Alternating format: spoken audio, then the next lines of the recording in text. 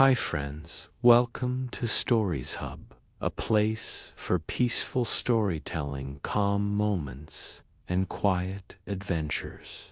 Take a deep breath, find a comfortable spot, and let the stress of the day slowly fade away. Here, every story is made to help you relax, unwind, and feel at ease. Now, let's begin. I want to tell you a story about love. It is about a boy and a girl who meet when they are young, grow apart, and somehow find their way back to each other. This story shows that even when life gets difficult, the heart remembers what truly matters. It starts quietly, like a soft song, and grows slowly into something strong and bright. The first time Aiden saw Mira, the world felt different, like the sky had suddenly opened wider. He was sitting under an old tree near the town lake, sketching shapes in his notebook. He liked to sit there after school because it was peaceful. The water moved slowly, and the leaves whispered above him. He was shy, quiet, and always thinking. People at school said he was the silent boy, and he never argued with that. Mira arrived in town in the middle of spring. She moved there with her mother, who had just taken a new job. Mira was curious, full of laughter, and loved talking to strangers as if she had known them forever.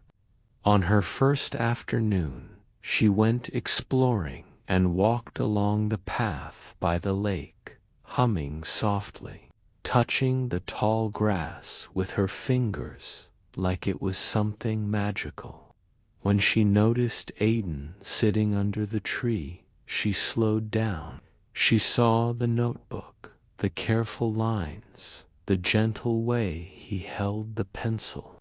He did not look up, but she felt his quiet world like a little bubble around him. "Hi," she said, stopping nearby. "What are you drawing?" Aiden froze. He was not used to strangers talking to him, especially not smiling girls with sunlight caught in their hair. He looked up, surprised, and his heart made a quick jump. "Just the lake," he answered softly. "And the tree." Mira stepped closer, her eyes bright. "It looks beautiful," she said honestly. "You make it look softer, like a dream of a lake." He smiled a little. No one had ever described his drawing like that. They talked for a few minutes about school, about the town, about how strange it felt for Mira to live in a new place. Then she sat down in the grass and tossed a small stone into the water, watching it ripple out and disappear. That was the first day they became something. Not yet love, not yet anything they could name, but something warm and important. Over the next weeks, they met again and again near the lake. Sometimes Aiden brought extra pencils. Sometimes Mira brought snacks, pieces of chocolate, apples, sometimes cookies her mother had baked. They shared stories. They shared silence. And slowly, they shared their hearts without knowing it. Aiden learned that Mira had dreams of traveling the world. She wanted to see oceans, mountains, cities full of lights. She said she felt like a bird trapped in a small cage and wanted to fly far away someday. Myra learned that Aiden wanted to be an artist, but was afraid no one would care. He worried people would laugh or say his work was useless. He had grown used to staying small, not being noticed. "You should not hide," Myra told him once, her voice gentle but firm. "Your drawings make everything feel alive. They make me feel less alone." Those words stayed inside Aiden like a flame. Summer came, and they started spending every afternoon together. They rode bicycles, watched sunsets, and sometimes lay in the grass, whispering dreams into the air. Their hands brushed almost by accident, and each time it happened, their hearts beat faster. One evening, as the sky turned orange and pink, Aiden finally took Mira's hand and did not let go. She looked at him, surprised, then smiled softly. "I think I like you," he said, his voice shaking. "I know," she whispered. "I like you too." It was simple and honest. There were no big speeches, just two hearts learning how to say what they felt. But life does not stay gentle forever. Near the end of summer, Mira's mother got an offer, a better job in another city far away. It came suddenly, like a storm. Mira tried to stay calm, but inside she felt like the ground had opened under her feet. "I don't want to leave," she told Aiden, sitting by the lake at sunset. "This place finally feels like home. You feel like home." Aiden held her close. "Maybe your mom will change her mind. Maybe," but they both knew the truth. The move was happening. Nothing could stop it. Their last days together felt heavy and bright at the same time. They made promises, big, shining ones. "We will call every day," Mira said. "I will come visit," Aiden said. "We will never forget." But distance has a strange power. At first, they did call.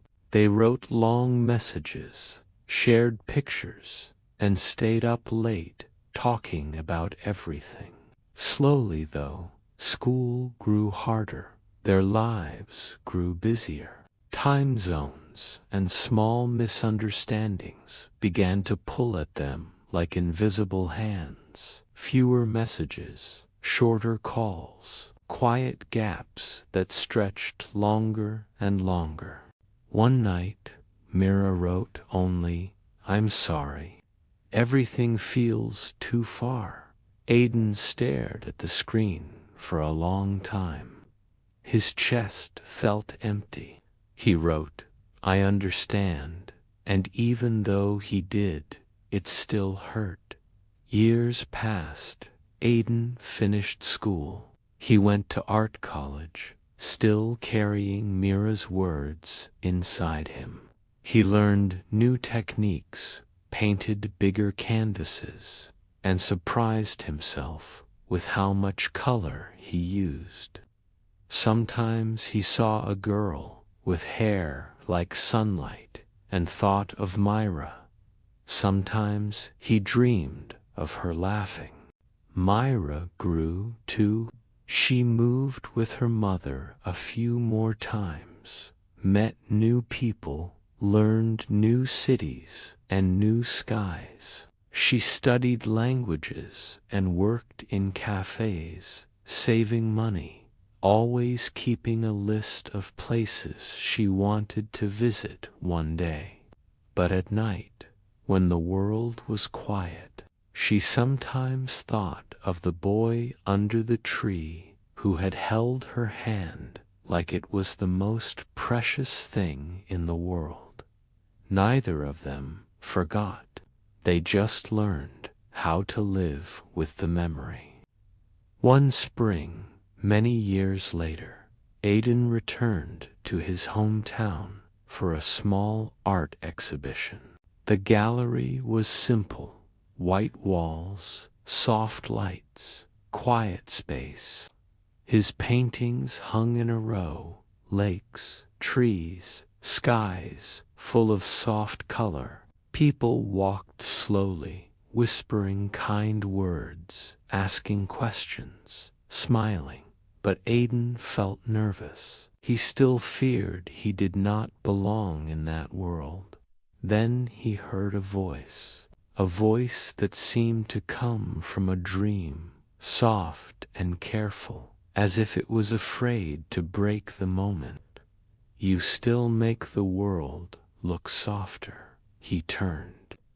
Mira stood near one of his paintings, her eyes shining with tears she tried to hide. She looked older now, stronger, wiser, but somehow still the girl who had sat beside him in the grass. For a second, neither of them moved. Time seemed to pause, holding its breath. "Mira," he whispered. She smiled, a small, trembling smile. "Hi, Aidan." They walked toward each other slowly, as if afraid they might vanish if they moved too quickly. When they finally stood close, only inches apart, they did not know whether to laugh, cry, or speak. So they simply looked at each other, letting all the lost years flutter gently between them. "I came back just for a few weeks," she said softly. "I saw your name on a poster. I had to come." "I'm glad you did," he answered. And he meant it with every part of his heart. After the exhibition, they walked through town, retracing old paths, talking about the years they had missed. There were sad moments, funny stories, quiet pauses that felt safe instead of awkward. When they reached the lake, the sky reflected golden light over the water.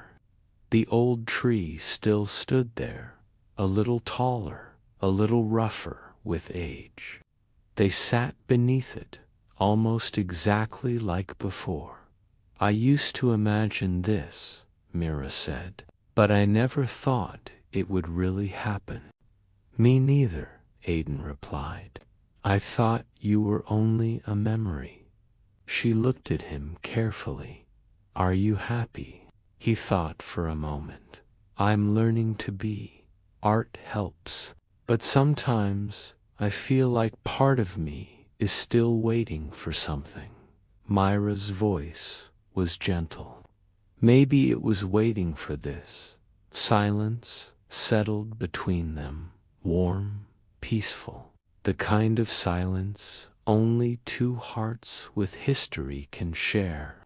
They talked about fear, about love, about all the ways people change and all the ways they stay the same.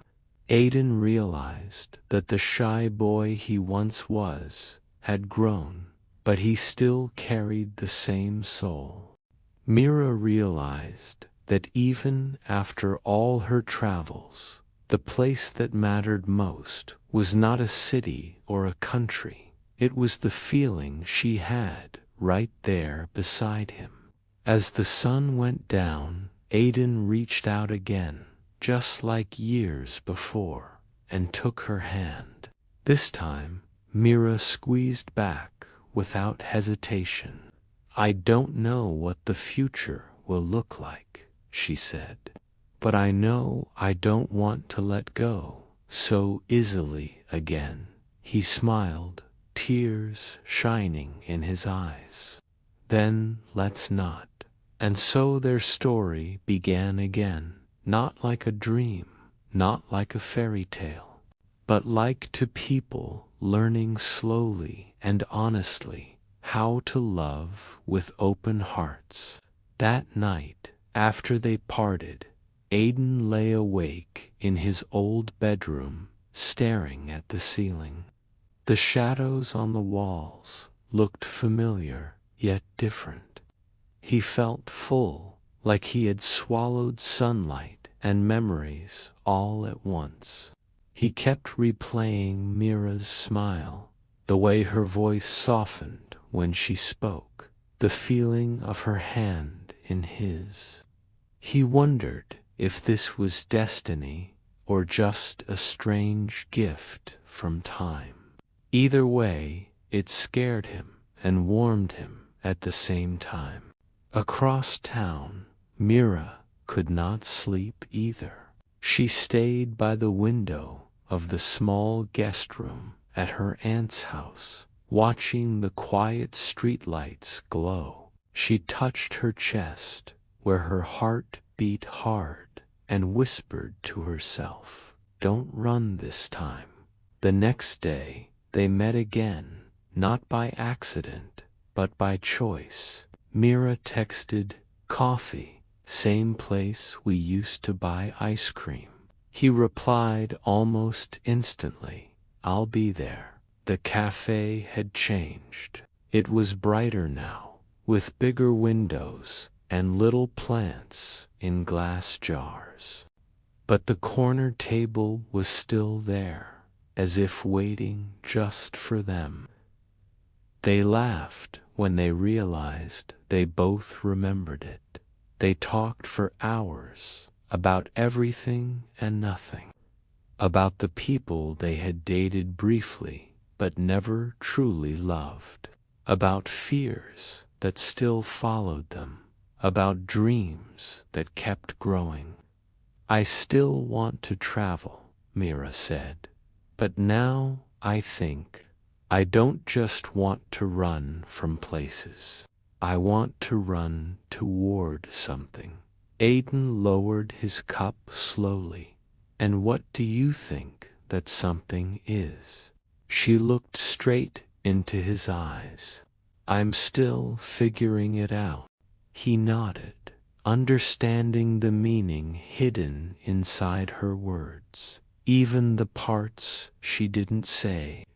After coffee, they walked to the small town square. Music played from a street speaker, slow and gentle. A couple danced nearby, laughing quietly. Mira stopped, smiling. "Do you still hate dancing?" she teased. "Yes," Aidan said honestly. "But I don't hate dancing with you." She laughed softly. "Then come here." They moved slowly, awkward at first, then more relaxed. The world around them faded. It felt like their youth had come back, but wiser this time, calmer. His hand rested on her waist. Her head leaned lightly against his shoulder. For a moment, everything felt right, simple, almost perfect. But life, once again, was not finished testing them. A few days later, Mira received a call. It was a job offer, a real one, in another country. Good pay, travel included. A position she had dreamed about for years. Her heart twisted painfully as she listened. When the call ended, she sat very still. The choice felt sharp, like glass. Later, she told Aidan. They were walking near the lake when she stopped and said, quietly, "I got an opportunity. It's big, and it's far." He did not speak for a moment. The breeze tugged at the water. The sky was gray, heavy with clouds. "How far?" he finally asked. "Across the ocean," she whispered. He swallowed. "Do you want to go?" Her eyes filled with tears she tried to hide. Part of me does, part of me doesn't. I'm tired of losing important things. I'm tired of choosing wrong. He turned to face her. Then don't decide alone this time. They sat down and they talked honestly, truly honestly, maybe for the first time in their lives. They spoke about fear of regret, fear of staying, fear of leaving, fear of love itself. I don't want to trap you, Aiden said softly. I don't want you to feel like you gave up your dreams for me. And I don't want to live my dreams without you in them, she replied. Their voices shook, but they didn't run away. The next days became slow and thoughtful. They walked more, talked more, held hands more. Every touch felt like a promise and a question at the same time. One evening, rain began to fall, gentle at first, then heavier. They stood under the tree, water soaking their clothes. Mira laughed through tears. We look ridiculous. He brushed wet hair from her face. You look beautiful. She stared at him for a long, quiet second, her heart beating wildly. Then, for the first time since they found each other again, she leaned forward and kissed him. It was soft, cautious at first, like testing a memory, then deeper, warmer, honest. The rain kept falling, but inside that kiss everything felt clear, bright, whole. When they finally pulled back, breathless and smiling, Mira whispered, I still love you. I think maybe I never stopped. Aiden closed his eyes, feeling the words sink into his soul. I love you too. I always did. The world felt fragile and powerful at once. They held each other, rain washing their fears away for just a moment. But love alone would not solve their problem. The job offer still sat between them like a quiet storm. The night before she had to answer, Mira invited Aiden to her aunt's house. They sat at the kitchen table with tea. Her aunt, who had been listening carefully all week, placed 2 slices of cake in front of them and said simply, good things do not disappear when you love them honestly. Talk, decide, and trust each other. Then she left them alone. Mira took a deep breath. What if I go, but not forever? What if I take the job for 1 year, learn everything I can, and then come back? We can call, visit, stay real with each other. No lies, no disappearing, Aiden thought carefully. His heart wanted to say, stay, please, but his love for her was bigger than his fear. I'll wait, he said softly. Not because I have to, because I choose to. Tears filled her eyes again, and I'll come back, not to escape, but because I want a life here with you. They sealed that promise with another kiss, deeper, steadier, stronger, not made of young dreams anymore, but of courage. The next year was not easy. There were lonely nights, missed calls, time differences, doubts that crept in quietly. But there were also long messages filled with laughter, video calls where they cooked together across screens, little gifts sent through the mail, and every few months one of them would travel, and the airports became places of tears and joy and tight hugs that felt like coming home. Aidan painted more than ever. His art grew richer, more alive. One gallery owner noticed and offered him a larger show. People began buying his work. For the first time, he believed what Mira had always told him: you were never meant to hide. Mira grew to learning languages, building friendships, discovering strength she didn't know she had. And whenever the world felt too big, she touched the small bracelet Aidan had given her before she left and remembered the tree, the lake, the rain, the promise. Finally, after what felt like both forever and no time at all, the year ended.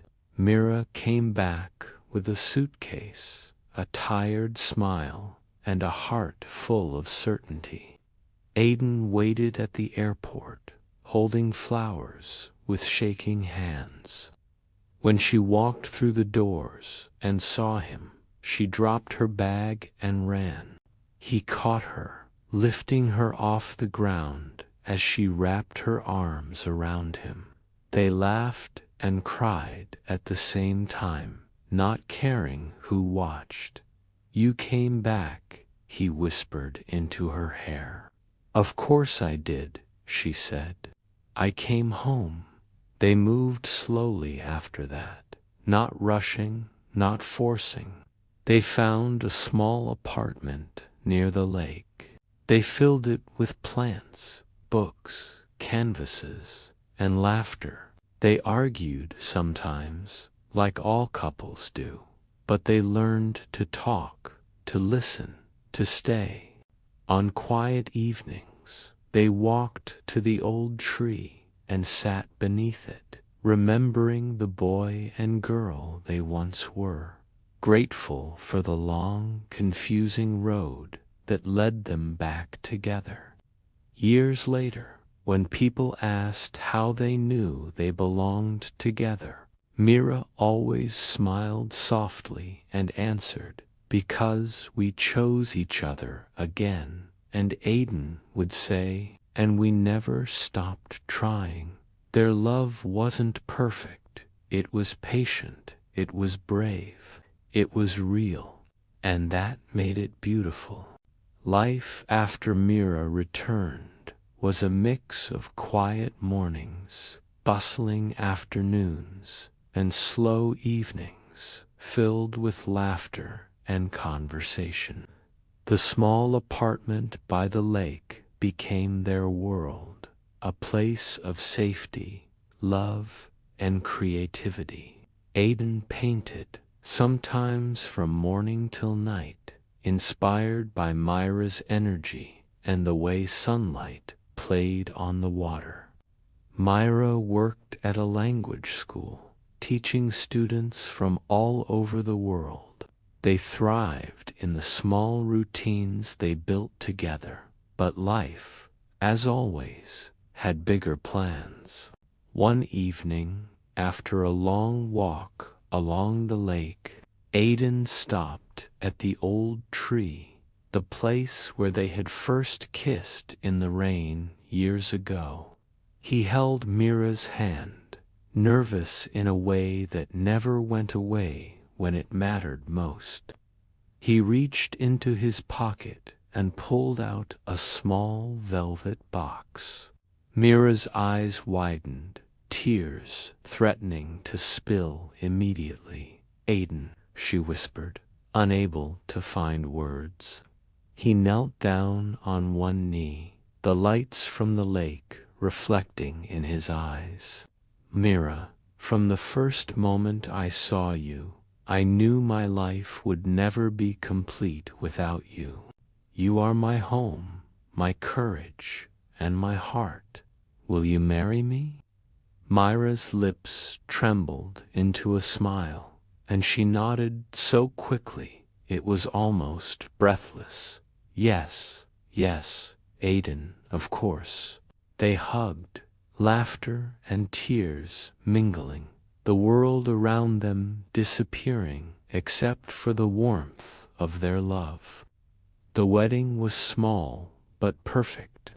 Friends from their childhoods, their new colleagues, and family joined them in a beautiful garden by the lake. Mira wore a simple white dress, flowing and soft, and Aiden couldn't stop staring. He felt as if every day before had been leading to this moment.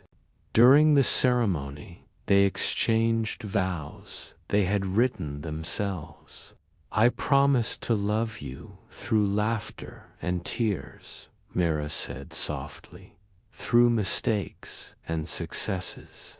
I promise to stand by you, to dream with you, and to grow with you." Aiden's voice shook slightly, but his eyes were steady. "I promise to hold your hand through every storm. I promise to encourage you, protect you, and share every little joy with you.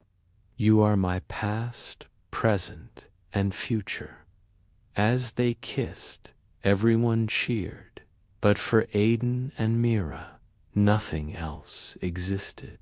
The first years of marriage were joyful, but life introduced its challenges. Aiden received a chance to hold an exhibition in another country, which required him to travel for months. Myra supported him, though loneliness crept in quietly during the nights he was gone. Meanwhile, Myra's mother fell ill, and Myra found herself juggling her work, caring for her mother, and keeping her marriage strong. They learned to communicate more than ever. Every night, video calls became a ritual, and every visit was savored like a treasure. They celebrated small victories together. Aiden sold a painting. Mira's students gave her handmade gifts, and they found joy in the quiet mornings when they shared breakfast together, laughing over silly stories. 2 years after marriage, they welcomed their first child, a little girl they named Lila. Mira's heart overflowed the first time she held her daughter. Aiden was nervous at first, fumbling with diapers and lullabies, but he quickly grew into a loving, patient father. They both discovered a new depth of love, one that wasn't just between them, but for the little life they created together. Lila had Mira's curiosity and Aiden's quiet wonder. She loved drawing with her father and listening to stories from her mother. Evenings in the apartment became full of tiny giggles, bedtime songs, and whispered dreams for the future. But life wasn't always easy. Myra's mother's health declined further, and they faced hospital visits and hard decisions.